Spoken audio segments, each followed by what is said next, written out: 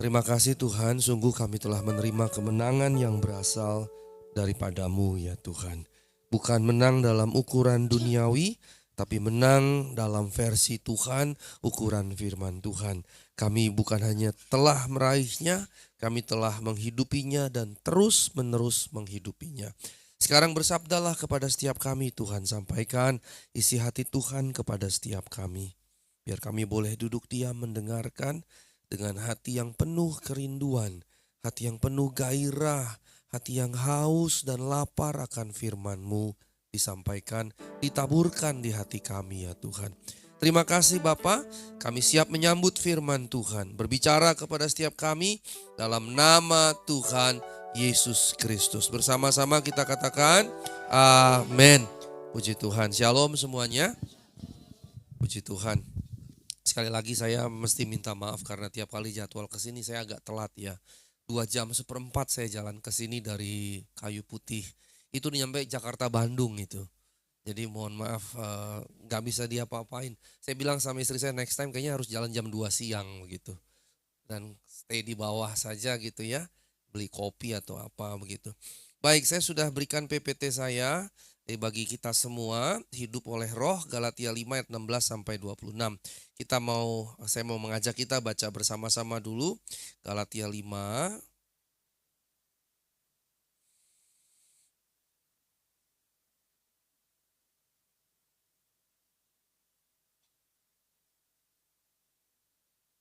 ayat 16 sampai 26. Satu perikop panjang ya, tapi nggak apa-apa. Saya ingin mengajak kita baca bersama-sama. Jangan dulu, belum waktunya. Baik, kita baca ayat 16 sampai 26. Saya ayat yang genap mulai 16 kecuali 26. Ibu Bapak ayat yang ganjil 17 sampai 25. Nah nanti yang 26 kita baca bersama-sama. Baik ya, mari kita mulai. Maksudku ialah hiduplah oleh roh, maka kamu tidak akan menuruti keinginan daging.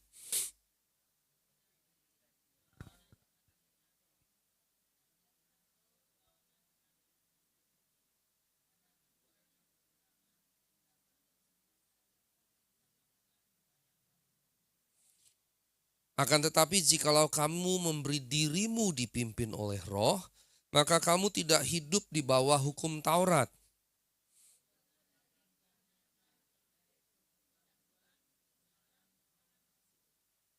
Penyembahan berhala, sihir, perseteruan, perselisihan, iri hati, amarah, kepentingan diri sendiri, percideraan, roh pemecah, kedengkian.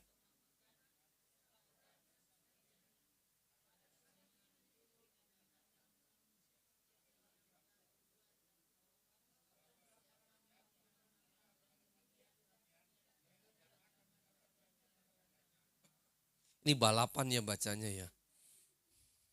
Oke. Tetapi buah roh ialah kasih, sukacita, damai sejahtera, kesabaran, kemurahan, kebaikan, kesetiaan. Tidak ada hukum. Barang siapa menjadi milik Kristus Yesus, ia telah menyalibkan daging dengan segala hawa nafsu dan keinginannya.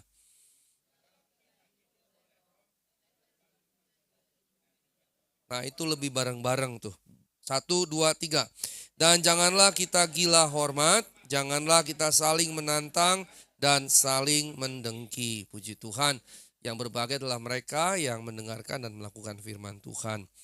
Slide kedua, ayat yang pertama dari pembacaan kita, ayat 16, slide kedua. Ayat 16 di situ dalam bahasa Indonesia, TB1-nya dikatakan, maksudku ialah hiduplah oleh roh. Slide kedua boleh? Ya, maksudku ialah hiduplah oleh roh, maka kamu tidak akan menuruti keinginan daging. Itu bahasa Indonesianya. Nah, kalau saya membacakan bagi ibu bapak bahasa Yunaninya, teks aslinya, lego de pneumati peripateite kai epitumian sarkos ume telezete. Lego de, tetapi aku berkata kepadamu atau aku berkata, pneumati peripateite, berjalan dalam roh atau bentuk perintah jalan dalam roh. Kai epitumian sarkos u me telesete. Dan kamu tidak pernah mengikuti keinginan atau hawa nafsu daging. Kenapa saya taruh dalam kurung hawa nafsu? Karena kata epitumian ini ya, epitumian itu lebih tepat sebetulnya atau arti harfiahnya adalah hawa nafsu. Tapi bisa juga disebut sebagai keinginan. Karena ditambahkan lagi sarkos itu daging. Jadi hawa nafsu daging atau keinginan daging yang biasanya dalam bahasa Indonesia, tapi itu bicara hawa nafsu. Ditambahkan kata daging karena memang hawa nafsu itu daging, bukan jiwa, bukan roh begitu ya. Nah, kalau di Inggrisnya misalnya di Modern King James dikatakan, I say then walk in the spirit and you shall not fulfill the lusts of the flesh. Kalau saya terjemahkan harfiahnya, aku berkata jalan dalam roh dan kamu tidak pernah memenuhi keinginan atau hawa nafsu daging. Nah, terjemahan harfiahnya saya terjemahkan memang berdasarkan teks Yunani. Saya dosen PB dan dosen bahasa Yunani. Jadi makanan tiap hari kalau mengajar, menguji, dan lain-lain pasti saya akan mengecek teks asli. Dan saya biasanya memang kalau khotbah pasti cek dan lihat bahasa aslinya. Nah, bedanya apa kalau kita bandingkan terjemahan LAI yang di atas, hiduplah oleh roh, di sini jalan dalam roh terjemahan harfiahnya. Pembedanya apa? Pembedanya adalah pertama, TB1 LAI, hiduplah, lah itu bukan perintah. Lah itu apa? Makanlah. Berarti boleh diterima, boleh ditolak kan? Berarti dia bukan imperatif, bukan perintah, tapi sugestif atau anjuran. Makanlah. Tapi boleh diterima, boleh ditolak. Silakan Pak dimakan atau makanlah, kan begitu ya. Nah, ini hanya ada dalam bahasa Indonesia. Bahasa Inggris, bahasa Jerman, saya bisa bahasa Jerman, bahasa Yunani, bahasa Latin, bahasa Ibrani, nggak ada yang begitu. Kalau Inggris ditambahkan please eat. Maka itu bukan bentuk perintah.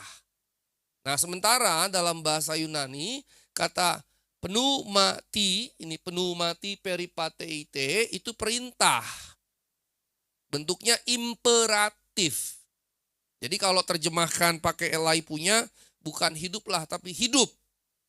Tapi ternyata hidup pun bukan arti harfiah. Mengapa? Karena peripateite bukan live in the spirit, tapi walk in the spirit. Atau jalan dalam roh. Ini dua perbedaan antara terjemahan LAI dengan bahasa Yunaninya. Jadi kalau bahasa Indonesia, hiduplah. Kalau bahasa Yunani, jalan. Ada dua pembeda. Pertama, bentuk kalimatnya bukan sugestif atau anjuran tapi perintah. Tapi kata kerja yang kedua bukan hidup tapi jalan.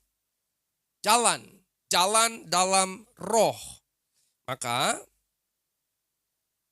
slide ketiga, slide berikutnya. Lalu apa yang dimaksud dengan jalan dalam roh? Kita bicara dulu sekarang tentang jalan. Kalau dikatakan jalan, berjalan, maka kalau saya jalan, saya punya tujuan. Misalnya tadi saya dari rumah, dari Kayu Putih, setelah saya dari kampus, jemput anak, pulang ke rumah beberes, langsung jalan. Nah, waktu saya jalan ke sini, saya punya tujuan. PD hati Bapa. Itu tujuan saya kan? Bahwa besoknya atau nantinya atau pada saat di situ saya bisa belok nggak nyampe PD hati Bapa, Ibu Bapak gitu ya. Ada nggak di sini yang pagi-pagi berniat gereja minggu tapi nggak nyampe gereja, nyampenya tempat lain? Ada nggak? Banyak. Nyampenya ke Lapo misalnya makan babi panggang karo gitu. Babi hong. Atau gara-gara di jalan naik motor atau naik angkot ribut sama istri. Ya udah nggak usah gereja. Ada nggak di sini? Nggak ada. Nggak ada satu. Lebih dari satu berarti Pak.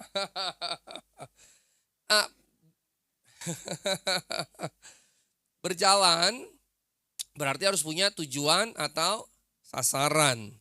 Maka hidup mesti punya tujuan Tuhan. Mesti punya tujuan Tuhan. Sekarang misalnya kalau ibu bapak nih naik pesawat, katakanlah kita mau tur ke Israel begitu. Saya jadi pembimbing rohaninya misalnya, ya. Dan Pak Andi ikut misalnya. Kemudian ketika kita sudah di dalam pesawat dari Soekarno-Hatta begitu, kemudian pilotnya bikin announcement.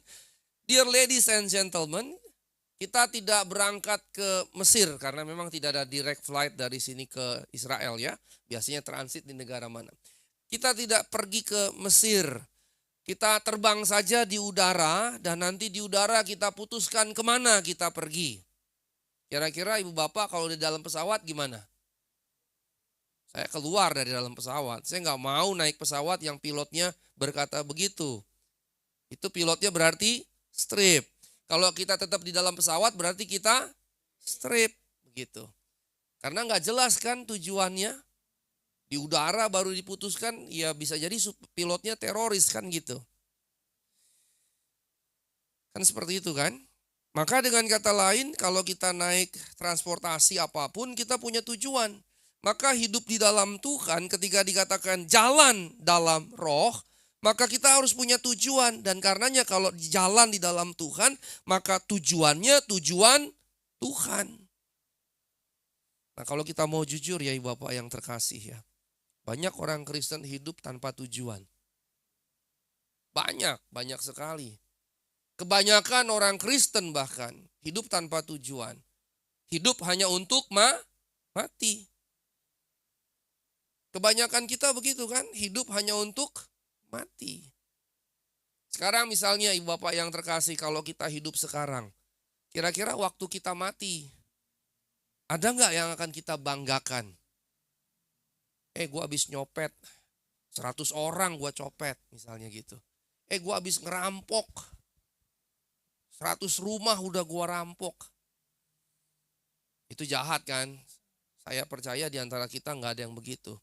Tapi saya mau beritahu sebagai orang Kristen ketika hidup tidak berbuat apa-apa itu jauh lebih jahat dibandingkan penjahat yang mencuri merampok 100 rumah atau 100 orang. Ketika engkau sudah di dalam Tuhan tapi engkau tidak berbuat apa-apa dari sejak lahir sampai engkau mati, engkau lebih jahat daripada para penjahat yang kemudian melakukan kejahatan sampai merampok segala macam. Orang yang di sebelah Tuhan itu penjahat. Tetapi ketika dia katakan, Tuhan ingat aku waktu engkau datang dalam kemuliaan-Mu sebagai Raja. Tuhan bilang, hari ini juga engkau bersamaku di Firdaus. Selamat kan? Tapi dia orang jahat yang belum punya kesempatan bertobat. Tapi kalau seandainya dia mengenal Tuhan bukan di kayu salib, terus dia hidup tetap jadi penjahat, tidak berbuat apapun, maka dia akan dihukum. Nah karenanya, kita akan jadi lebih jahat dibandingkan penjahat-penjahat yang melakukan segala kejahatan itu ketika kita mengenal Tuhan tapi pasif. Karenanya pasivitas rohani itu jahat sekali. Camkan ini baik-baik, pasivitas rohani itu jahat sekali. Maka karenanya Bapak yang terkasih, dari sejak kita bertobat, patokannya bukan dari sejak kita lahir. Patokannya dari sejak kita bertobat, apa yang menjadi tujuan kehidupan kita dari Tuhan? Apa tujuan Tuhan yang Tuhan berikan? Nah ini yang sebetulnya harus kita cari tahu. Maka pergumulan kita bukan sekolah S1 terbaik di Indonesia, kuliah lagi S2, kuliah lagi S3, ngumpulin kekayaan segala macam, bukan itu. Kata Tuhan, anak-anak dunia lebih pintar melakukan itu.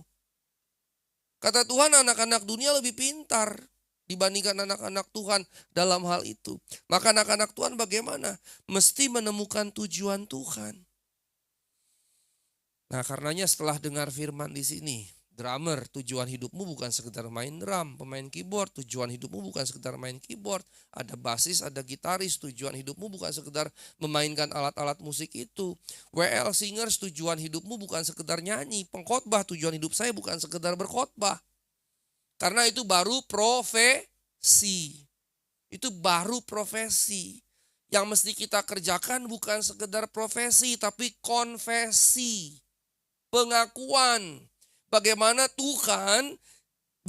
Tuhan kita akui dalam setiap kehidupan kita. Bagaimana Tuhan kita akui dalam setiap kehidupan kita dengan apa? Menemukan dan menghidupi tujuan Tuhan dalam kehidupan kita. Maka karenanya yang pertama, pokok penting dalam jalan, punya tujuan. Temukan tujuan Tuhan dalam kehidupan kita masing-masing. Harus. Mulai dari sini pulang naik motor, naik angkot, naik apapun. Mulai pikir Tuhan tujuan hidupku darimu apa Tuhan. Kita tidak diciptakan Tuhan untuk sekedar hidup kemudian mati. Tidak, ini harus dicamkan betul-betul. Ibu bapak, penduduk di dunia sekarang 8,5 miliar. Penduduk di Cina dan di India itu 1,5 miliar. Jadi India dan Cina digabung saja sudah 3 miliar. Bisa dibayangkan. Indonesia tahun lalu menurut statistik 280-an juta. 280-an juta. Banyak banget kan? Sekarang pertanyaannya, kalau kita mati, ada ngaruh gak dengan 280 juta itu? Enggak ngaruh. Kita cuma angka. Sehari yang mati berapa? Dalam statistik dunia, per 2 detik satu orang lahir, per 4 detik satu orang meninggal. Itu statistiknya. Per 2 detik satu orang lahir, per 4 detik satu orang meninggal. Jadi yang lahir memang lebih banyak daripada yang meninggal.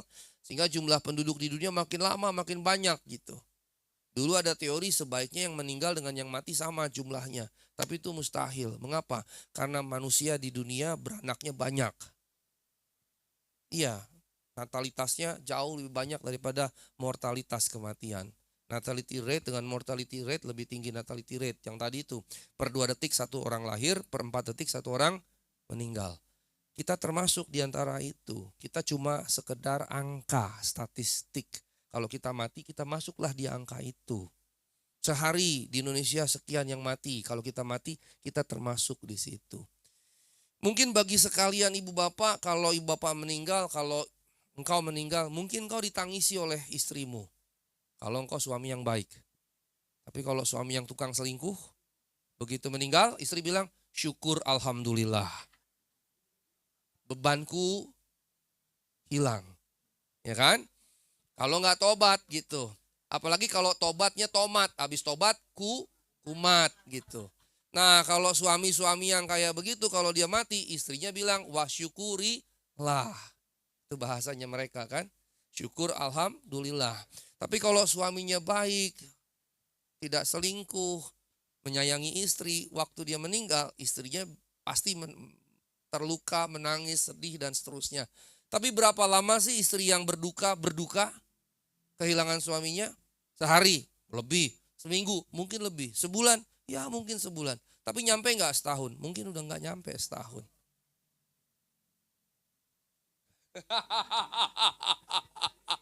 Bapak di sebelah kanan belakang bilang, tetanggaku 3 bulan meninggal kawin lagi. Atau orang kuburannya masih basah gitu ya, tanahnya masih merah gitu. Amsyong. Enggak, kalau yang udah meninggal udah di surga enggak amsyong pak. Udah enggak ada urusan lagi kan. Kan kita dipisahkan oleh kematian. Janji nikah kan sampai kematian memisahkan kan. Hanya kalau baru 3 bulan meninggal berarti dia enggak kuku, enggak kuat gitu kan. Nah sekarang poinnya adalah gini, kalau kita mati paling orang sekitar kita yang berduka kan, itu pun paling berapa, sehari, seminggu, sebulan, 2 bulan, 3 bulan, selebihnya lupa. Sama seperti kata firman Tuhan, hidup itu seperti embun pagi, pagi ada, siang kena terik matahari, lenyap. Seperti rumput, paginya hijau, siang kena terik matahari, kering dan layu bahkan mati. Hidup kita seperti itu. Nah kalau kita tidak menemukan tujuan Tuhan dalam kehidupan kita, segitulah nilai hidup kita. Seperti embun pagi dan rumput hijau yang sekedar ada dan lenyap. Bahkan ketika anak-anak kita kehilangan kita nanti, sebentar juga mereka sudah biasa-biasa saja. Sebentar saja biasa-biasa saja. Life must go on. Hidup akan atau harus berjalan terus begitu. Nah ini yang harus kita camkan. Pertama, kita harus punya tujuan Tuhan. Yang kedua, kalau saya tadi dari rumah saya di Kayu Putih ke sini, saya setel GPS gitu ya, Google Maps. Google Maps-nya suruh saya masuk tol, keluar tol, masuk tol, keluar tol. Yang ada malah bikin pusing kepala begitu. Tapi paling tidak begini, kalau saya mau ke sini, saya harus tahu rutenya ke sini. Kalau enggak yang ada saya enggak ke sini, adanya ke ujung kulon kan gitu. Ya kan? Kalau saya mau ke satu tujuan, saya mesti tahu rutenya kemana. GPS saja itu belum tentu 100% benar. Saya pernah mau khotbah ke daerah Pluit, pasang GPS sebelum COVID. Begitu saya pasang GPS, tiba-tiba berhenti di ujung, udah nggak ada jalan lagi, di depan sudah sungai. GPS bawa saya sampai tiba di sungai. Ibu bapak ingat gak lebaran kemarin ada yang GPS-nya membawa mereka ke sawah. Beberapa, sampai ada Alphard masuk sawah gitu. Saya waktu liburan ke Lembang, Bandung begitu, naik mobil, itu pakai GPS lewat jalan alternatif, naik ke atas ke bukit, lama-lama makin tinggi, jalanan dari lebar menyempit, dari aspal lama-lama tinggal jalan batu. Sampai titik ban saya berputar begitu, nggak bisa bergerak, batunya yang begitu. Sampai pada titik di mana setengah meter lagi sudah jurang, di sini tebing begitu. Terus begitu saya lihat ke depan, bekas pijakan roda itu dari 2 berarti mobil jadi 1 berarti motor. Wah ini kalau saya lanjutin menyempit jalannya bisa jalan buntu repot. Mau mundur bahaya sekali. Begitu. Akhirnya istri saya sama Dorothea anak kami, saya bilang kamu turun deh, saya sama Theodore yang laki-laki. Saya jaga di sini, tolong cari warga, tanya kalau perlu bantu dorongin segala macam, mundur gimana lah caranya. Walaupun mundur sudah sekian kilo, bahaya sekali kan. Nah pikiran saya kalau mobil harus jatuhlah tapi jangan ikut kami gitu. Nah dalam kondisi yang ngeri begitu, disitulah baru kemudian saya betul-betul penyembahan di situ, nyanyi segala macam karena ada rasa takut di situ. Ada rasa ketakutan yang harus saya lawan juga, disitulah peperangan rohani. Maka setelah itu terjadi, istri saya menemukan warga setempat bilang, nggak apa-apa Pak, jalan terus, nanti sekitar sekian kilo nanti ketemu jalan besar lagi. Oh ada jalan besar ya? Ada. Kemudian mobil saya push untuk bisa keluar dari batu-batu yang menahan, akhirnya bisa keluar. GPS saja yang sudah sangat canggih, pakai teknologi yang luar biasa dengan satelit yang banyak di atas kita ini, toh bisa salah. Bisa salah, bisa tersesat. Apalagi kalau nggak pakai GPS. Nah GPS rohani kita apa? Alkitab. Firman Allah. Firman Allah yang menggait kita, Alkitab bilang jangan menyimpang ke kiri ataupun ke kanan, tapi jalan lurus. Tapi persoalannya adalah jalan lurusnya yang seperti apa? Jalan lurusnya yang seperti apa? Karena Tuhan juga berkata, jalan yang lebar, banyak orang datang, tapi tujuannya justru membinasakan. Jalan yang lurus pun bisa membinasakan. Nah karenanya ibu bapak yang terkasih dalam Tuhan Yesus Kristus, kita harus mengetahui rute atau trayek tertentu dalam kehidupan. Jadi kalau Tuhan kasih asigor, tujuan hidupmu adalah itu. Maka saya harus bergumul day by day, Tuhan apa yang mesti kukerjakan untuk tiba ke sana. Tuhan langkah apa yang harus kulakukan supaya aku bisa tiba sampai di situ. Nah perhatikanlah satu poin penting. Satu poin penting. Siapa yang tahu selangkah hidupnya ke depan? Gak ada. Kalau saya mau sedikit jelasin agak filosofis ya, saya mau jelasin agak sedikit ini.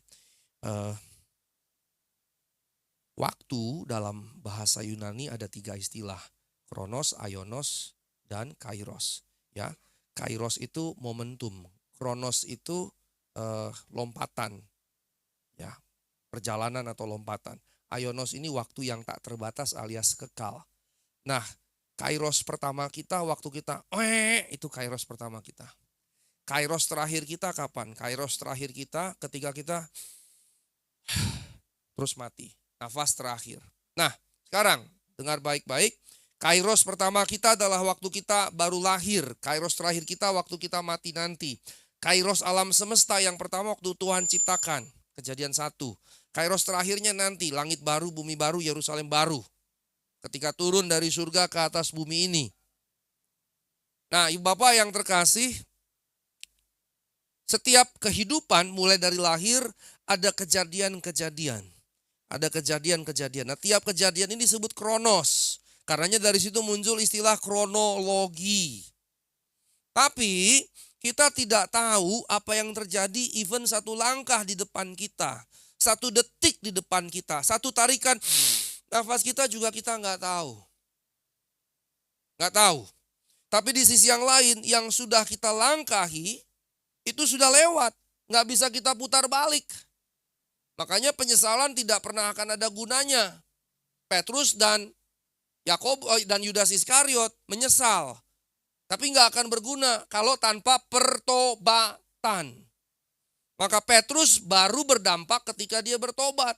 Yudas Iskariot tidak berdampak karena dia tidak bertobat. Dua-duanya menyesal. Beda Petrus dengan Yudas Iskariot. Petrus bertobat, Yudas tidak bertobat.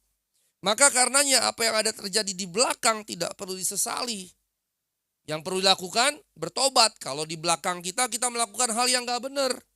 Bertobat. Tapi yang di belakang tidak bisa kita koreksi. Gak bisa lagi kita ubah. Nah karena apa yang mesti kita ubah? Yang di depan kita. Belajar dari apa yang di belakang kita. Karenanya Paulus bilang, aku tidak melihat ke belakang, tapi memandang ke depan. Ke garis finish. Kepada hadiah mahkota yang Tuhan sediakan bagiku. Dan untuk itu aku berlari-lari untuk mencapai garis finish. Seperti seorang pelari, atlet pelari yang berlari sekencang-kencangnya supaya tiba sampai finish. Banyak orang mengakhiri hidup tapi tidak finish. Banyak orang dan semua orang pasti akan berakhir hidupnya. Tapi tidak berarti tidak serta-merta dia akan finish di garis akhir. Tidak berarti dia akan sampai pada tujuan yaitu pertandingan iman untuk mendapatkan mahkota surgawi. Nah karenanya kembali ke sini.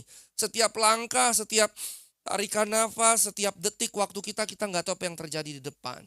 Tapi bagi Allah semua sudah selesai. Mengapa? Karena firman Tuhan berkata 1000 tahun sama dengan 1 hari bagi Allah. Maksudnya bukan hitungan matematis. Hitungan matematis jadi salah. Yang dimaksud oleh Tuhan adalah waktu itu sudah selesai bagi Tuhan. Mengapa? Karena kita berada dalam waktu. Tuhan berada di luar waktu. Kita dikuasai oleh waktu. Dibatasi oleh waktu. 70, 80, 90 tahun. Kata Mazmur 70 kalau kuat 80. Kalau lebih kuat lagi ya bisa lebih dari 80, 90 dan seterusnya. Saya baru mendoakan kemarin ibu dari anggota jemaat saya. Ya aktivis atau partisipan lah gitu. Maminya usia 91. Ulang tahunnya barengan dengan istri saya. Kemarin sakit dirawat ternyata cuma pneumonia dan sudah pulang lagi. Dan ibu ini mengalami berbagai macam. Ke Singapura malah kena virus yang menggerogoti daging di tangannya. Virusnya dari Afrika katanya. Mesti diambil daging dari paha ditempel ke sini. Begitu. Kalau punya banyak uang, kalau nggak punya uang kita bakalan mati karena itu virusnya hitungan hari masuk ke otak. Kalau di otak dia makan otak kita. Jadi otak-otak gitu. Apa? Misoa? Kenapa? Singapura. Dan itu katanya virus dibawa oleh orang-orang Afrika. Dan saya bilang wajar. Karena orang Afrika pemakan segalanya. Lebih-lebih dari orang Manado, Minahasa kan. Minahasa kan tikus sawah dimakan, kelelawar dimakan. Orang Afrika semua bush animals, binatang semak-semak belukar itu dimakan semua sama mereka. Padahal itu banyak sumber penyakit di situ. HIV/AIDS juga kan dari binatang monyet gitu kan. Nah kembali ke sini. Jadi kalau kita terikat tunduk berada dalam waktu di mana kita selangkah saja ke depan, setarikan nafas saja ke depan, sedetik saja kita nggak tahu, bagi Tuhan semuanya sudah selesai. Dan bagi iman saya ketika saya memahami dari Alkitab bahwa waktu bagi Tuhan sudah selesai karena dia ada di Aionos, dia tidak ada di Kairos dan Kronos, tapi ada di Aionos dalam kekekalan, maka Kairos pertama saya sampai Kairos terakhir saya nanti, dia sudah tahu. Nah yang menjadikannya tenang, nyaman buat saya adalah bahwa jalan hidupku berarti ada dalam genggaman rencana Tuhan. Mengapa? Karena tiap langkahku diatur oleh Tuhan. Maka sekalipun saya tidak tahu bagaimana saya melangkah, Allah sudah tahu. Maka karenanya kita harus berserah penuh kepada Tuhan. Dan karenanya Allah tidak perlu memberitahukan apa yang terjadi ke depan supaya kita berjalan dengan iman. Berjalan dengan percaya. Sebab kalau Allah kasih tahu semuanya, ya udah kita tinggal, oh ya begitu, kita udah tahu, nggak bergantung lagi pada dia. Makanya kalau misalnya kita mengalami penderitaan segala macam, sebetulnya di situ kita dilatih bergantung pada Tuhan. Penderitaan jangan, Tuhan kok begini terus sih hidupku, Tuhan kok punya duit aja susah, Tuhan. Yang roh kayak gitu itu roh cengeng, jangan dimiliki. Roh rinto jangan dimiliki. Rinto harahap jangan dimiliki. Yang mesti dimiliki roh rembo. Diperintahkan tugas oleh komandannya kemana saja dia siap. Maka kita juga harus jadi begitu karena kita adalah soldiers of Christ, tentara-tentara Kristus. Kita harus siap. Jangan cuma bilang amin.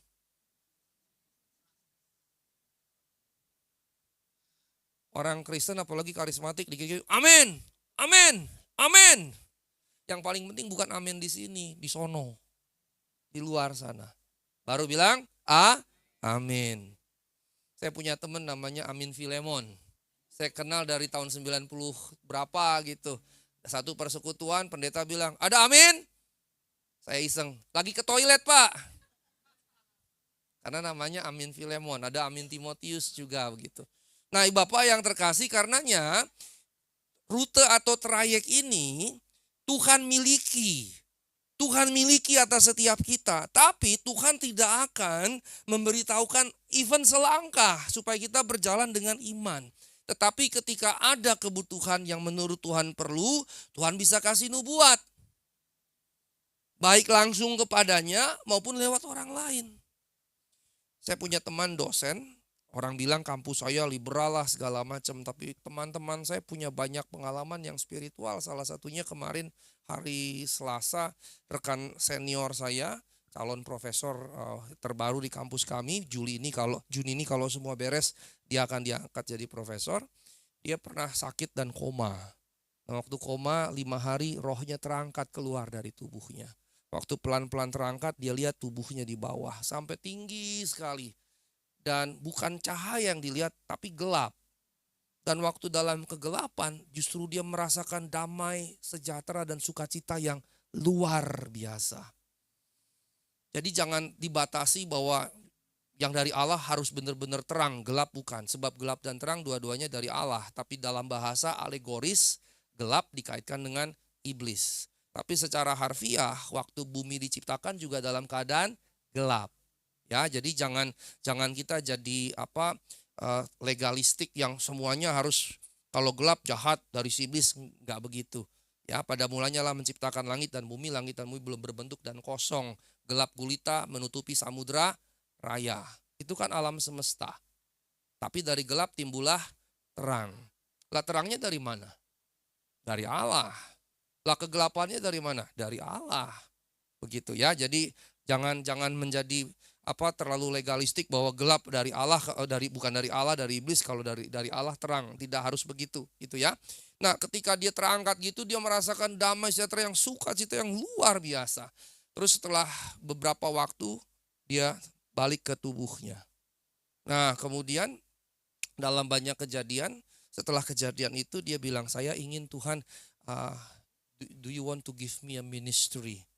Dan karena dia kuliah S2, S3-nya di Amerika, seringkali dalam dialog doanya dengan Tuhan, secara refleks dia ngomong pakai bahasa Inggris dengan Tuhan. Tuhan mengerti, ibu bapak mau ngomong pakai bahasa Batak, bahasa Tionghoa, silakan saja, Tuhan mengerti. Dengan air mata Tuhan mengerti, dengan bahasa roh Tuhan juga mengerti. Tapi di luar sana jangan bahasa roh. Apalagi ngomong sama supir bis. Mau pulang ke Pulau Gadung, jangan pakai bahasa roh ke supir bis. Gitu ya. Apa supir bisnya bilang, lu ngomong apa gitu. Jangan-jangan lagi step nih gitu ya. Ya jadi mesti ngerti tempatnya gitu ya. Nah, Bapak waktu dia minta, God can you give me a specific special ministry for me. Terus kemudian pada satu ketika setelah itu dia diberikan rasa sedih yang kuat dan dia berdoa. Dia nggak ngerti kenapa muncul rasa sedih itu. Dia berdoa dengan luar biasa, dia berdoa. Dan ternyata tidak lama khotbah di YouTube disimak, dikomentar oleh salah satu orang. Dan connect, ternyata waktu dia diminta berdoa itu, ternyata dia berdoa untuk bapak ini yang anaknya baru meninggal. Dan bapak, ibu, suami, istri, orang tua dari anak ini merasakan duka yang sangat dalam. Rupanya Allah ambil duka itu, dikasih sedikit ke dia. Wah, itu luar biasa kan? Luar biasa loh. Duka orang lain Tuhan ambil sebagian, Tuhan kasih ke dia untuk dia kemudian bergumul dalam kedukaan dan berdoa bagi orang itu. Bisa loh begitu, itulah tubuh Kristus gitu. Itulah tubuh Kristus. Nah, Ibu Bapak yang terkasih, kita harus punya rute-rute ini dari apa yang Tuhan ingin kerjakan dengan tujuan Tuhan tadi, dan kita harus jalani itu. Walaupun ke depan selangkahnya kita tidak tahu, justru Tuhan tidak ingin kasih tahu supaya kita bergantung sepenuhnya pada Tuhan. Time to time kalau Tuhan anggap perlu, Tuhan kasih, kamu nanti mesti begini. Tapi kalau tidak, berjalan dengan iman. Sekalipun ketika saya berjalannya dalam kesusahan, dalam penderitaan. Sekalipun misalnya saya tahu tujuan saya ke situ, tapi kemudian saya tidak tahu langkah sepanjang kehidupan sampai ke situ. Tapi paling tidak saya tahu selangkah yang mesti kulakukan apa. Dan sebetulnya dalam menjalani rute ini, maka yang paling penting sebetulnya adalah rute yang sifatnya prinsipil atau moral firman Tuhan. Itu yang harus jadi pegangan, sehingga kita tahu mana yang benar, dan tidak karenanya melakukan yang salah. Kita tahu mana yang baik dan karena tidak melakukan yang buruk. Kita tahu mana yang tepat sehingga tidak melakukan yang keliru. Kita tahu mana yang bertanggung jawab sehingga kita tidak ceroboh. 4 ini. Kita tahu yang benar. Lalu dari mana kita tahu yang benar? Dari Alkitab. Kita tahu dari mana yang baik? Dari Alkitab. Kita tahu mana yang tepat? Dari mana? Dari Alkitab. Kita tahu mana yang bertanggung jawab? Dari Alkitab. Saya mau share sedikit ya. Bisa tunjukin teks Alkitab nggak? Enggak ya? Bisa nggak? Kalau boleh, saya mau keluar sedikit karena ada poin di sini yang saya ingin bagikan bagi Bapak sekalian. Boleh ke Yohanes.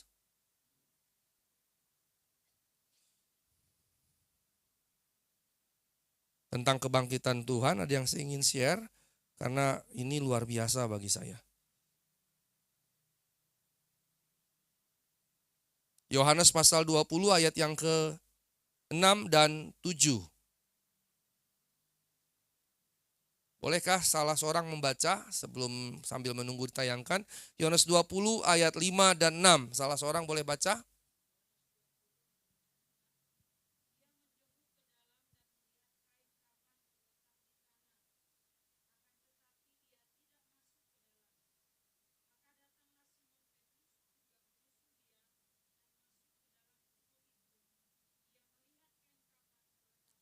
Lanjut ayat 7, Bu.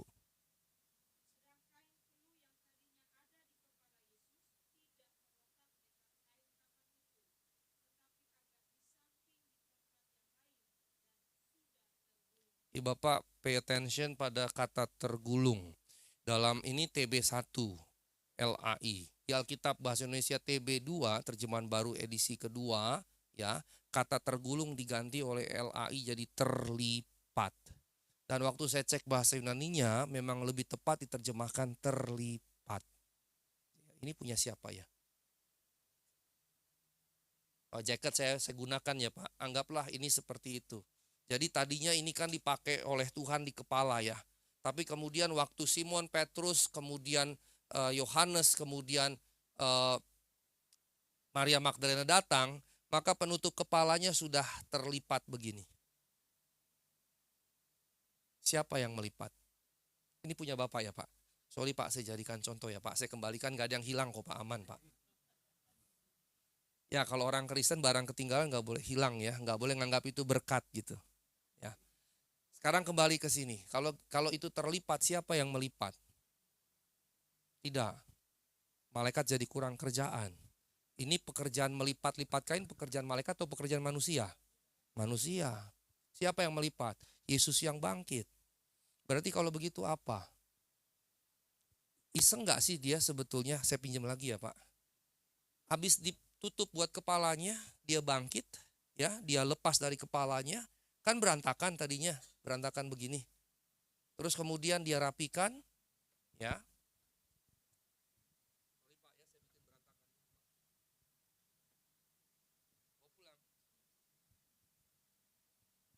Misalnya begini ya. Terus kemudian ini pekerjaan manusia, bukan pekerjaan malaikat. Ini menunjukkan apa? Poinnya apa? Manusia Yesus. Siapa di sini yang kalau bangun tidur pagi-pagi ngelipat kasurnya, spraynya, sarungnya, selimutnya, bantalnya? Siapa? Ibu-ibu kan rata-rata. Bapak-bapak bagaimana? Ada istri biar istri yang rapiin. Kalau punya ART, ada ART biar aja ART yang rapiin. Tapi poinnya sebetulnya apa? Poinnya sebetulnya apa? Manusia Yesus itu tertib. Waktu dia bangkit, dia tetap menyediakan waktu melipat. Yang berarti itu adalah kebiasaan, habituasi yang jadi karakter. Kebiasaan kalau dilakukan terus-menerus jadi karakter. Maka itu menunjukkan kebiasaan yang Yesus lakukan dan karenanya jadi karakter dari sisi kemanusiaan. Dengan kata lain, kalau Yesus contoh manusia sempurna, maka manusia yang sebenarnya hidupnya harus tertib dan teratur. That's the point. Satu kata itu saja maknanya sedalam itu. Sekarang siapa yang hidupnya tertib dan teratur? Siapa yang hidupnya berantakan, semau gua, suka-suka gua? Kadang bangun jam 5, kadang bangun jam 6, kadang bangun jam 11. Udah gitu bangun jam 11, bukannya langsung siap-siap melakukan pekerjaan-pekerjaan, malah ngerjain yang gak jelas. Ngerokok, main HP, gaple, atau malah cepet-cepet ke lapo, cari tuak. Terus lisoy, lisoy, lisoy, lisoy, lisoy, begitu. Coba sekarang pertanyaannya adalah, poinnya adalah kalau manusia yang sejati, Yesus jelas manusia sempurna sejati. Maka dengan kata lain, manusia yang benar sebenar-benarnya hidupnya harus tertib dan teratur. Ya termasuk itu, disiplin itu tertib teratur. Nah pertanyaannya adalah apakah kita sudah memiliki kehidupan yang tertib teratur atau tidak? Kalau belum jadi manusia sebenar-benarnya. Mungkin masih setengah manusia, seperempat manusia, dan seterusnya. Berarti dengan kata lain tidak boleh ada misalnya kemalasan. Tidak boleh menangani hidup dengan kacau balau, sembrono, berantakan, dan seterusnya. Nah, ini sebetulnya contoh lain dari rute atau trayek yang kita mesti lalui. Slide saya berikutnya. Yang ketiga. Maka, supaya kita bisa tetap jalan sesuai dengan rute yang Tuhan taruh. Nih Asigor rutenya. Kalaupun kau tidak tahu selangkah, setelah selangkah, 2 langkah, seminggu, sebulan, setahun ke depan. Kalaupun kau nggak tahu, ini ada Alkitab, firman Allah, panduan yang kau jalani. Maka ketika saya tahu tujuan Tuhan, sudah saya temukan, itu saya pegang erat dan kemudian saya jalani step by step sesuai dengan pimpinan Tuhan, berdasarkan firman Tuhan. Nah untuk itu kita harus bertanggung jawab.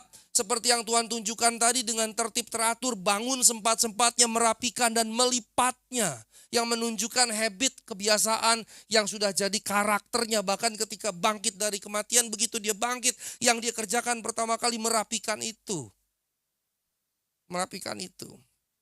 Maka karenanya tanggung jawab mencakup apa? 3. Komitmen, konsisten, dan persisten. Slide berikutnya. Oke udah ini ya. Baik. Komitmen, ini berarti apa? Yang kita pegang itu nilai. Komitmen berarti menarik nilai itu jadi bagian diri kita. Menarik nilai itu jadi bagian diri kita, itu komitmen. Maka kita mesti berkomitmen dengan apa yang kita percaya. Pertama-tama tentu Allah Tritunggal, Tuhan Yesus Kristus. Dan kemudian dengan tujuan-tujuan Tuhan. Baik untuk diri kita sendiri, untuk gereja kita, untuk keluarga kita, untuk persekutuan doa kita, untuk setiap bagian di mana kita menjadi bagian di dalamnya. Kita harus menariknya menjadi bagian kehidupan kita, itu komitmen. Pertanyaannya, apa yang jadi komitmen Ibu Bapak sekalian? Kita berkomitmen kepada apa atau siapa? Pertama harus pada Tuhan. Baru kemudian pada firman-Nya yaitu Alkitab. Itu yang pertama. Komitmen. Berpegang teguh Yang kedua, setelah kita punya nilai yang kita pegang, maka kita harus konsisten. Konsisten itu berdiri teguh pada apa yang jadi sikap. Kita sudah komitmen punya sikap, pokoknya saya mau jadi orang benar. Ini komitmen. Saya mau jadi orang benar, saya mau hidup benar. Maka saya harus konsisten berdiri teguh dengan komitmen itu. Tidak terombang-ambing. Ya, tapi kalau orang lain begitu gimana? Saya mau jadi orang jujur, tapi saya lihat tetangga saya nggak jujur malah kaya raya. Saya jujur malah jadi susah, mulai tergoda. Waktu main tender, orang pakai suap dapat, saya nggak pakai suap nggak dapat. Terombang-ambing, banyak yang bisa mengombang-ambingkan karena itu permainan dunia. Sama seperti para murid yang naik perahu kemudian datanglah angin sakal yang menghantam mereka, membuat mereka terombang-ambing. Dan ternyata dalam kondisi itu mereka kemudian tidak konsisten dengan apa yang mereka pegang. Mengapa? Karena dia bertanya pada Tuhan, Tuhan apakah engkau tidak peduli kalau kita binasa? Sampai berpikir negatif tentang Tuhannya. Bahwa Tuhannya tidak peduli akan mereka. Bahwa Tuhan membiarkan mereka binasa. Dan Tuhan ikut binasa bersama mereka. Bayangkan. Kalau rasul-rasul saja bisa begitu, 3 tahun bersama Tuhan, sedang bersama Tuhan, di kapal bersama Tuhan, Tuhan di kapal kehidupan mereka, mereka bisa berpikir begitu. Apalagi kita. Nah karenanya Bapak yang terkasih, konsisten berarti berdiri teguh apapun, sekeras apapun yang datang menerpa angin kehidupan, kita tidak goyah, tidak lemah, tidak mundur. Itu yang disebut dengan konsisten. Konsisten dalam Tuhan berarti memiliki sikap yang kokoh, yang teguh di dalam Tuhan. Yang ketiga, persisten. Persisten berarti tetap berpegang teguh pada apa yang diyakini. Sekalipun mendapatkan misalnya serangan, dapat perlawanan. Contohnya Ayub ketika sudah hancur ekonominya, kemudian sakit tubuhnya. Kata sebagian peneliti kedokteran yang membaca teks Ayub berkata itu kanker kulit. Kanker kulit yang membuat tubuhnya penuh dengan lepuh gitu ya. Dan kemudian apa yang dikatakan istrinya, kutukilah Allahmu. Istrinya menjadi gila seperti itu, kutuki Allahmu, dan istrinya meninggalkannya. Ayub bilang apa? Apakah yang kumiliki tidak ada yang kuterima dari Tuhan? Semua yang kumiliki sekarang kuterima dari Tuhan. Dia yang memberi, dia yang mengambil. Terpujilah nama Tuhan. Itu persisten. Sekalipun dapat perlawanan, dapat serangan dari siapapun, bahkan termasuk orang terdekat. Seharusnya istri Ayub justru jadi penopang. Ketika Ayub mengalami segala derita itu, istrinya harus bilang, "Pah, kuat di dalam Tuhan." Harus seperti itu. Pak, kau kuat di dalam Tuhan. Pak, maju terus. Aku menemanimu dalam susah senangmu, dalam sakit sehatmu, dalam kaya miskinmu. Sekarang aku tidak akan meninggalkanmu. Ketika kita senang, aku mendampingimu. Ketika kita susah, aku terus mendampingimu. Istri harus begitu. Tapi suami juga harus begitu kepada istrinya. Nah, karenanya persisten dalam Tuhan berarti tetap berpegang teguh apapun yang jadi tantangan dan pergumulan. Maka kita harus mengubah perspektif kita seperti apa yang kemudian menjadi konklusi kitab Ayub. Kesusahan demi kesusahan akan datang silih berganti dalam kehidupan. Penderitaan demi penderitaan akan datang silih berganti dalam kehidupan. Mengapa? Karena itulah realitas hidup. Hidup akan diisi silih berganti dengan kesusahan, kesenangan, dengan kesakitan dan kesehatan, dengan kekayaan dan kemiskinan, dan yang lain-lain. Itulah realitas hidup. Dia akan datang silih berganti karena semua itu jadi teman kehidupan kita. Penderitaan karenanya, kesusahan karenanya harus dilihat sebagai teman hidup. Hal yang memang lumrah. Sehingga saya tidak lagi menganggap penderitaan jadi hal yang buruk. Tapi ketika saya menderita, seperti Ibrani 11 mulai dari ayat 1 sampai ayat yang terakhir. Penulis Ibrani bilang, coba lihat ini. Ada yang dibunuh dengan pedang, dipenggal kepalanya. Mengapa? Karena mereka membiarkan diri mereka mengalami itu supaya dapat kebangkitan yang lebih baik. berharap pengangkatan, kebangkitan ke surga yang lebih baik. Maka sebetulnya orang Kristen harus melihat penderitaan justru cara saya menyatakan iman saya kepada Tuhan. Harus begitu. Sehingga ketika penderitaan datang gak bilang gini, penderitaan lagi, penderitaan lagi. Jangan. Karenanya kalau dengar khotbah pendeta yang bilang ikut Tuhan, diberkati Tuhan, jangan dengerin yang seperti itu.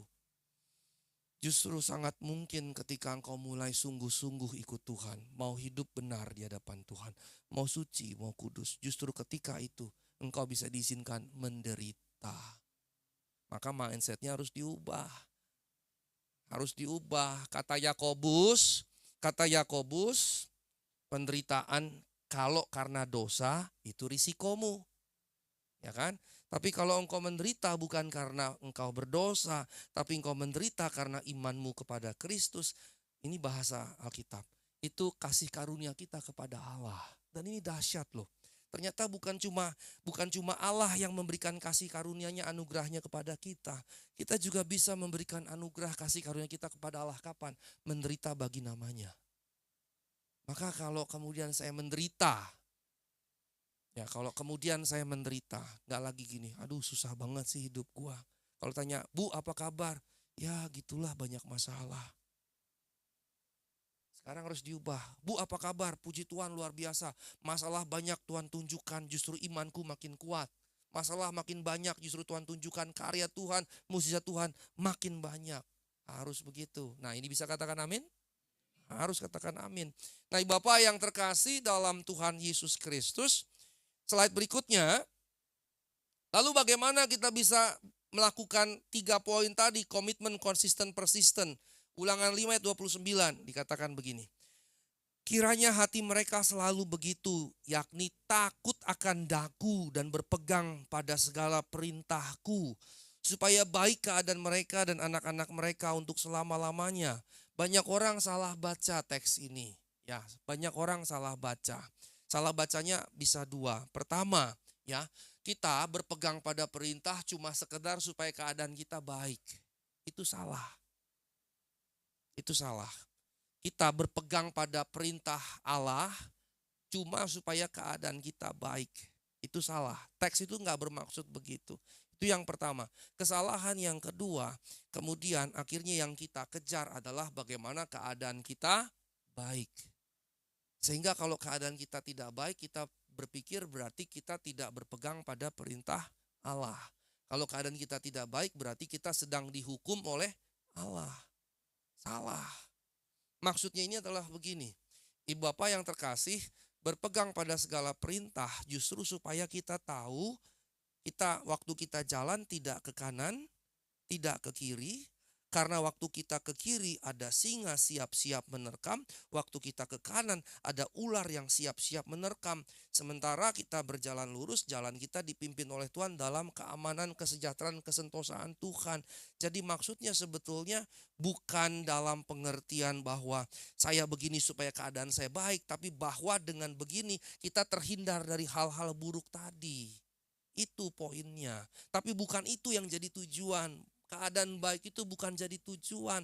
Justru berpegang pada segala perintah ini yang jadi sebab sekaligus tujuan. Sebagai sebab sekaligus tujuan. Maksudnya gimana? Saya ingin berpegang pada perintah Tuhan. Dan sepanjang hidup saya ingin berpegang. Supaya apa? Supaya kemudian aku bersuka cita ketika aku berpegang pada perintah Tuhan. Sehingga sukacitaku adalah ketika aku melakukan firman Tuhan. Jadi melakukan firman Tuhan lama-lama akan jadi sukacitaku, kebahagiaanku, kegembiraanku. Sehingga ketika aku tidak melakukan firman Tuhan, hatiku jadi kehilangan sukacita. Itu yang jadi fokus kehidupan. Kesukacitaanku adalah melakukan kehendak Tuhan. Salah satu keywordnya adalah begini. Adalah lebih baik memberi daripada menerima. Kira-kira begitu firman Tuhan. Maka salah satu indikatornya, waktu kita memberi, kan ada yang berkurang dari kita kan. Misalnya gaji kita 10 juta misalnya. Kita beri persepuluhan, berarti kan berkurang tinggal 9 juta. Nah kalau waktu kita memberi, berkurang duit kita. Belum jadi sukacita, itu melakukan firman dengan paksaan. Dan tidak ada berkat sama sekali. Tapi waktu kita memberi dari 10 juta, 1 juta per sepuluhan, kita memberi dengan sukacita, dengan gairah. Senang sekali aku melakukan ini untuk Tuhan. Baru di situ benar. Karenanya melakukan perintah Tuhan bukan supaya keadaan saya baik. Keadaan saya pasti baik supayanya dalam pengertian kamu terhindarkan dari kejahatan yang iblis rencanakan. Dari ular yang menantimu, dari singa mengaum-aum yang menantimu. Karena firman Tuhan bilang iblis menyamar seperti singa yang mengaum-aum, kan begitu. Tapi supaya kita kemudian terhindar dari itu dan kemudian mendapatkan sukacita ketika kita melakukannya. Taat harus dilakukan dengan sukacita, mengikuti perintah kan taat. Nah, Bapak yang terkasih dalam Tuhan Yesus Kristus, kita harus tiba di situ. Misalnya, waktu kita menolong orang yang tidak mampu, ketika orang datang minta tolong dan kita berikan. Terus waktu kita berikan, kita punya sukacita. Nah, di situ you are on the right track. Tapi kalau engkau berikannya dengan ngomel, minta melulu, lu kerja kek, terus di dalam hati penuh dengan begitu, engkau belum melakukan firman Tuhan dengan benar. Engkau belum menghidupi perintah-perintahnya. Berikutnya, Yosua 1 ayat 7-8. Saya bacakan saja langsung yang di underline di situ ya.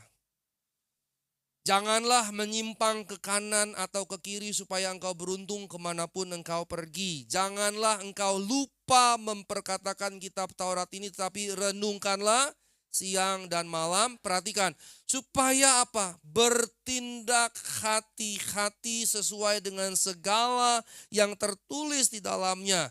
Dan karena itu perjalananmu akan berhasil dan engkau akan beruntung. Teolog pengkhotbah kemakmuran yang di underline adalah berhasil dan beruntung.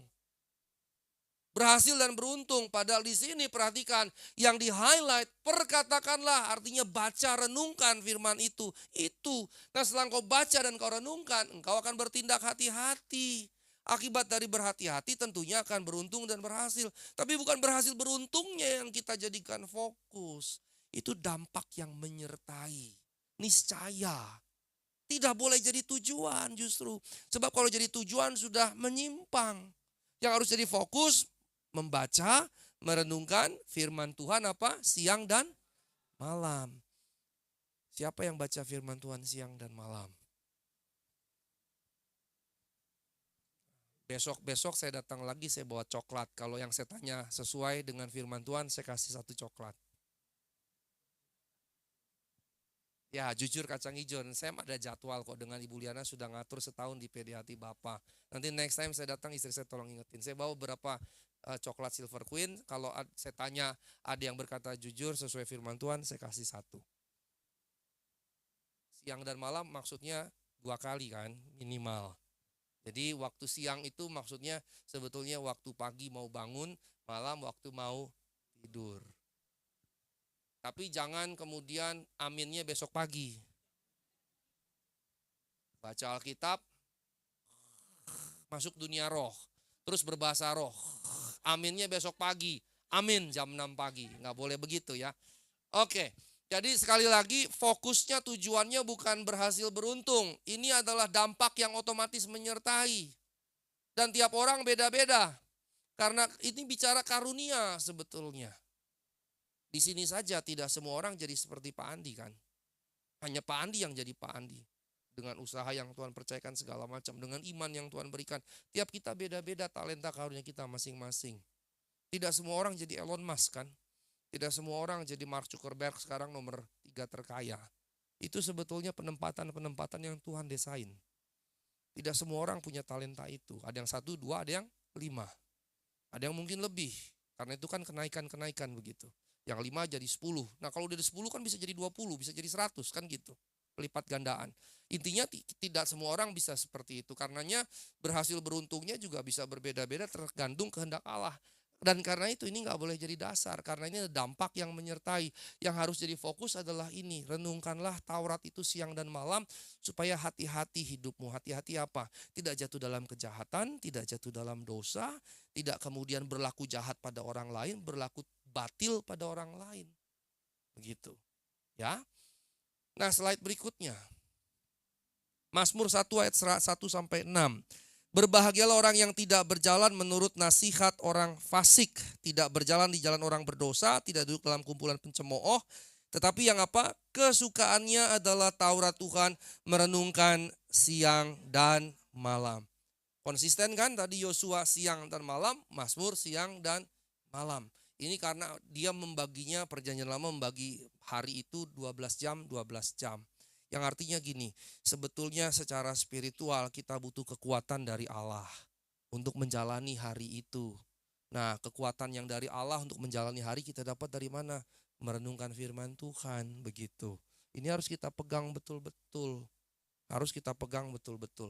Nah, berikutnya, kalau itu terjadi, perhatikan, kesukaan. Berarti tidak boleh jadi paksaan. Itu tadi ketika merenungkan firman Tuhan, menghidupi firman Tuhan, jadi kesukaan. Jadi sukacita. Jadi bergairah, jadi haus, jadi lapar baca firman Tuhan. Jangan kemudian dengar orang khotbah, tidur. Masuk dunia roh, terus bahasa roh, terus terciptalah Pulau Sumatera. Nanti kalau Pulau Sumatera sudah jadi, tambah Pulau Jawa di sini. Jadilah arkipelago. Arkipelago, Kepulauan Nusantara. Gitu ya. Jangan. Atau jangan, gue udah tahu. Pendeta ngomongnya gitu terus. Gue udah tahu. Jumat minggu yang lalu saya melayani pelepasan. Seorang ibu muda. Dia dari Singkawang. Dan dia sudah diserahkan kepada dewa. Dia seharusnya jadi tatung. Tapi 5 tahun yang lalu dia jadi percaya. Tapi ketika dia goyah, dan ketika secara emosional dia goyah, roh itu datang mengganggu. Dan dalam mata kuliah okultisme eksorsisme yang Pak Andi ikut online, hari Jumat sebelumnya dia datang dan dia bilang, dia cerita, dan saya katakan yang lain banyak datang di onsite, tapi pada ibu itu saya bilang, ibu saya harus layani ibu. Saya atur waktu, saya minta istri saya dampingi, kami layani hari Jumat siang begitu. Dan ketika saya baru ngobrol, wajahnya udah berbeda begitu, udah kayak ada 2 pribadi yang merespon saya gitu. Dan lama-lama saya lihat roh itu makin kuat, akhirnya saya doakan dari posisi duduk di kursi jatuh, terduduk di situ sampai sempat kakinya split begini. Terus kemudian roh macannya keluar, bikin begini. Saya kecakar sedikit di sini. Terus kemudian ada ular, dia bikin begini. Terus ada bikin begini lagi. Dewa Kuan Im dan Kuan Kong. Terus dia bikin lagi begini. Terus dia mau serang saya. Tapi kemudian tiap kali gitu tangannya saya lipat untuk berdoa. Dan saya pegang begitu. Dan 1,5 jam kemudian roh itu lepas dari dia. Dan Tuhan pulihkan. Tapi yang saya mau maksudkan adalah begini. Ketika masih saya layani konseling, saya udah baca kok firman Tuhan, tapi firman Tuhan gak nolong saya. Saya udah kok ikut bersekutu, tapi saya begini-begini aja. Apa saya gila, apa saya perlu ke psikolog? Saya begini, gak bisa gimana-gimana, begini aja terus. Gak ada sukacita. Baca firman gak sukacita, bersekutu gak sukacita, berfellowship gak sukacita, menggerutu segala macam. Dari situ saya simpulkan ternyata itu salah satu serangan tidak langsung iblis. Kalau kita bersekutu tapi kerjanya menggerutu. Ini apa sih konsumsinya kok gini doang, pakai tahu telur tempe 3T. Emangnya kesini mau bersekutu mau dapat makanan ya? Kan enggak kan. Ini gimana sih makanannya dari kemarin sayur singkong, sekarang sayur singkong. Singkong melulu. Di kampung gua kebunnya singkong semua. Ada abang saya di kampung kerjanya makan singkong. Orang Batak bilang gadong. Nah, daunnya dibikin sayur singkong, kemudian gadongnya dijadikan ubi kan, dimakan gitu. Jadi kalau dia ke rumah saya waktu mama saya masih hidup, mama saya masak singkong, dia bilang, dari lahir gue makan singkong, ke Jakarta makan singkong lagi katanya begitu. Saya jadi menemukan berdasarkan pelepasan itu, menggerutu itu dari iblis. Kan Israel juga begitu kan, karena menggerutu malah dihukum Allah kan. Nah, jadi menggerutu, kesal, segala macam, itu bukan dari Tuhan. Yang dari Tuhan apa? Yang kesukaannya. suka dengan firman Tuhan, bergairah dengan firman Tuhan. Selalu ingin dengar lagi, belajar lagi, belajar lagi, dengar lagi, belajar lagi, nggak pernah bosan. Itu yang benar. Dan itu yang harus kita miliki. Jangan kemudian sibuk dengan yang lain-lain, lagi WA-an, yang pegang-pegang HP lagi ngapain nih. Saya dosen soalnya, kalau ada mahasiswa saya pegang HP, saya setrap. Dan saya bukan pendeta yang tidak takut tegur jemaat. Dari mimbar yang tinggi saja, kalau saya lihat ada yang tidur, saya bilang bangunin. Tadi kan saya bilang tentang tidur karena saya lihat ada satu yang lagi tidur tadi. Saya nggak mau lihat orangnya, merem dulu. Tadi saya lihat ada yang tidur, makanya sebelumnya saya singgung tentang tidur sedikit supaya melek gitu. Nggak ngomongin siapapun Pak, pokoknya yang tertegur puji Tuhan. Kalau yang malah tersinggung, perlu ditengking.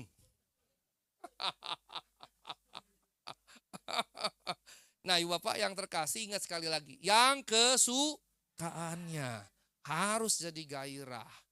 Harus jadi gairah, terus baca firman Tuhan, terus baca firman Tuhan, terus makin haus, makin lapar. Mengapa? Karena sebetulnya bagaimana kita bisa mengenal Tuhan kita? Hanya lewat firman Tuhan.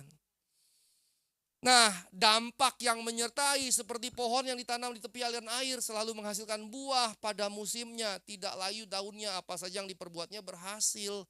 Nah, sekali lagi kebanyakan orang menggunakan ayat ini mengejar berhasilnya. Itu duniawi dan tidak akan terjadi. Mengapa? Karena kita nggak bisa pelintir firman Tuhan. Kita bisa tipu orang sebagai pengkhotbah. Saya bisa bilang, Bapak dengar firman Tuhan supaya engkau berhasil. Karena Tuhan menghendaki kita berhasil. Itu melintir firman Tuhan. Saya bisa menipu audiens saya, jemaat saya atau umat yang kepada mereka saya berkhotbah. Tapi firman Tuhan tidak bisa kita tipu. Tidak bisa kita pelintir. Tidak bisa kita tipu Allah. Jadi mari cari Tuhan supaya engkau diberkati berlimpah. Mana bawa tendermu, bawa surat-surat kontrakmu, bawa semua. Kita doakan supaya diberkati Tuhan berlimpah. Itu salah. Surat utang bawa, surat kontrak. Surat cerai supaya nikah lagi. Pak, tapi kalau bisa jangan sama mantan istri, sama yang baru Pak. Nah, itu kan kacau. Nah Bapak yang terkasih dalam Tuhan Yesus Kristus, ini semua dari ayat 3 sampai 6, dampak yang menyertai. It comes within it gitu. Dia ngikut, tapi bukan itu yang kita cari. Kan dia ngikut, yang kita cari apa yang di depan. Siapa? Firman Allah tadi. Itu yang harus kita bangun jadi kesukaan kita. Amin ya. Nah slide berikutnya sebagai penutup. Oh ternyata penutupnya masih 20 halaman lagi. Oke yang pertama. Berjalan dalam roh. Saya mau jelaskan dulu roh itu seperti apa. Yang pertama roh itu pencipta. Kejadian 1 ayat 2, bumi belum berbentuk, ya kosong. Terus roh Allah melayang-layang di atas samudera raya. Melayang-layang itu artinya merah kefet, bahasa Ibraninya artinya seperti induk elang yang terbang rendah di atas anak-anaknya, ngambil anaknya, dilempar untuk berlatih terbang. Kalau nggak bisa ditangkap lagi, taruh lagi, berulang-ulang sampai si anak elang bisa mengepakkan sayap dan terbang sendiri. Itu merah kefet. Pengertian yang kedua seperti induk ayam yang mengerami telurnya sampai telurnya menetas jadi anak-anak ayam. Yang berarti apa? Waktu penciptaan, roh Allah melayang-layang menutupi samudera raya, mempersiapkan segala sesuatu untuk kemudian Bapa berkata jadilah terang, maka terang itu jadi. Berarti dengan begitu apa? Roh Kudus mempersiapkan semua prosesnya supaya Bapa berkata jadilah, maka jadi. Nah, Bapak yang terkasih dalam Tuhan Yesus Kristus itu roh pencipta. Itulah roh Allah. Yang kedua di Mazmur 104 ayat 29 sampai 30 berkata apa di situ? Apabila engkau mengambil rohmu, mereka tercipta dan engkau membarui muka bumi. Berarti apa? Roh itu pencipta, tapi juga pembaru, pemelihara alam semesta. Yesaya 65, 17, 18 dikatakan apa? Sesungguhnya aku menciptakan langit baru, bumi baru. Hal yang dahulu tidak akan diingat lagi, tidak akan timbul dalam hati. Tetapi bergiranglah, bersorak-sorak untuk selama-lamanya atas apa yang kuciptakan. Sebab sesungguhnya aku menciptakan. Nah di ayat sebelumnya itu bicara tentang roh Allah yang ada pada Tuhan dan seterusnya. Pada Kristus dan seterusnya, ini nubuat. Nah dengan kata lain, Alkitab itu menjelaskan Roh Kudus itu pertama pencipta, kedua pemelihara sekarang. Kalau pencipta itu past, in the past. Kalau pemelihara itu in the present time. Kalau pembaru in the future.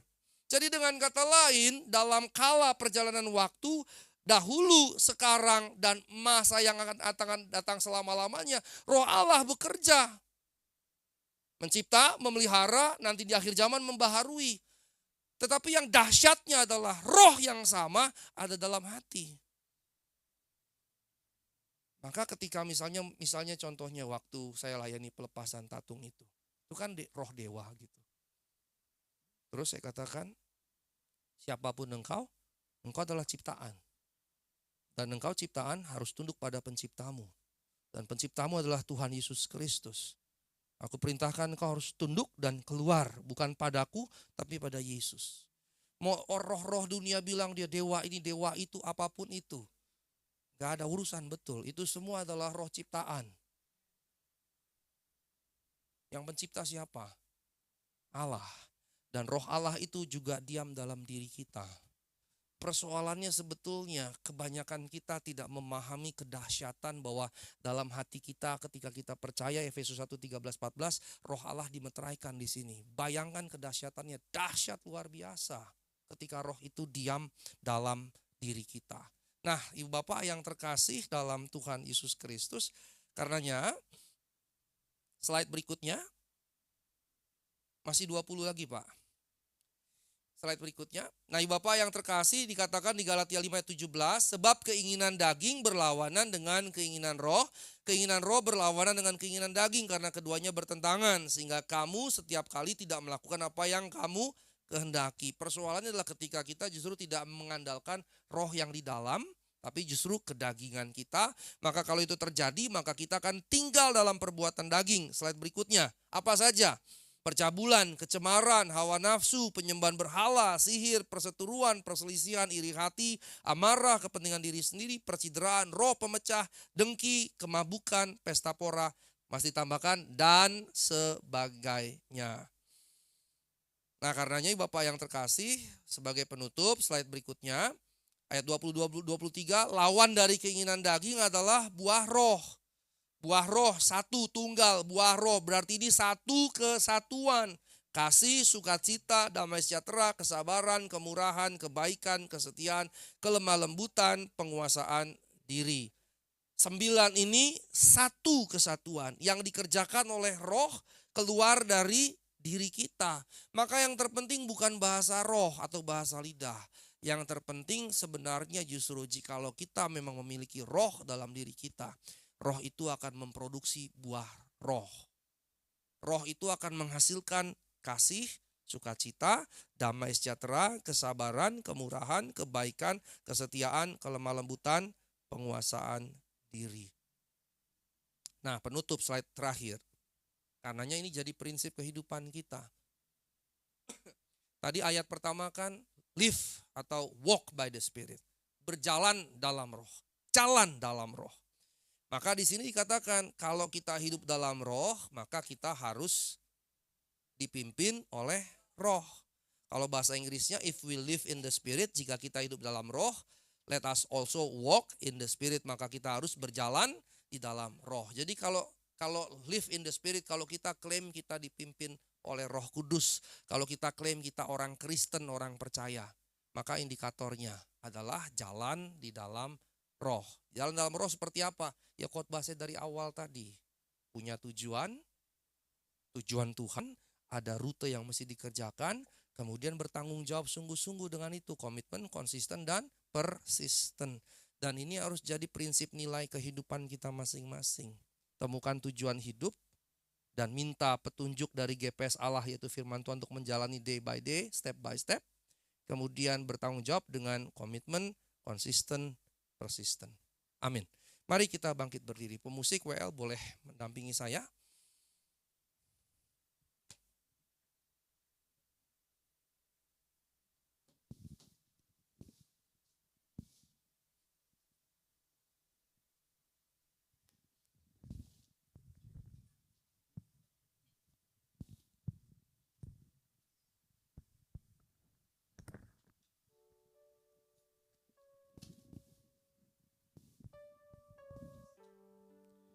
Haleluya.